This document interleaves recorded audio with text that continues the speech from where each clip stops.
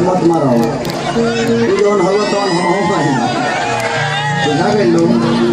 जहाँ जैसा कहा तैसा ना करे तो मदद कैसे गलत बात है जी।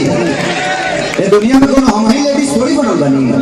हाँ लोग के लागत है जब हो पार्टी के हई नहीं गोटिया वो पार्टी खड़ी लागत है। लेकिन भाई लेडीज बनल कोनो बुरा ना हो। हमने क्या अपन काम करते नहीं सा पृथ्वी जौन है वो स्टेज की तरह हर आदमी अपने पेट खातिर नाचेला। केहू कंपनी में नाचेला तो केहू ठेला लेके नाचेला। नाचत तो सभे वाले की नाचे के कायदा अलग अलग है। बच्चन साहब भी नचले मेरा अंगना में तुम्हारा का काम है नचले रहे ना लेडीज बना रहे। कमल हसन चाची 420 में गोविंदा जी किया सांसद बने वहाँ के अंतिम नंबर 1। तो हम तो तारा लोग ये हो बड़ आदमी कर सकता तो हम तो कुछ कर सकता नहीं। हम कुछ भी कर सकते हैं। बच्ची आसाराम बापू से हो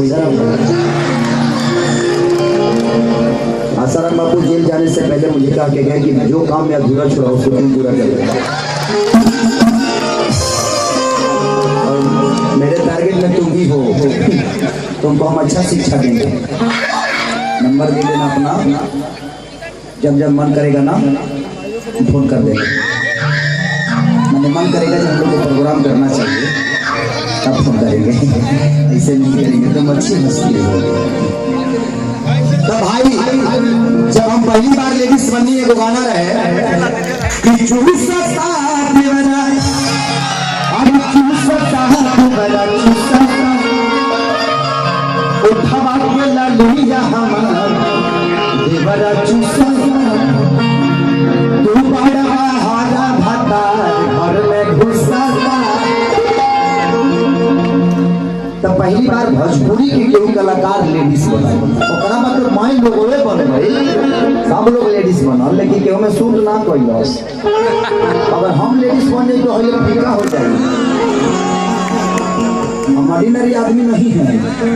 जब हम बन जाते हैं ना तो हमारा सिस्टम बेकार कर देंगे। लेकिन कितना लोग हमकी निंदा भी करी। हमारा भाई सब के बिया है रोक गए हुए ना हो सकता ना चनिया बजनिया क्या भी आना कही जाए।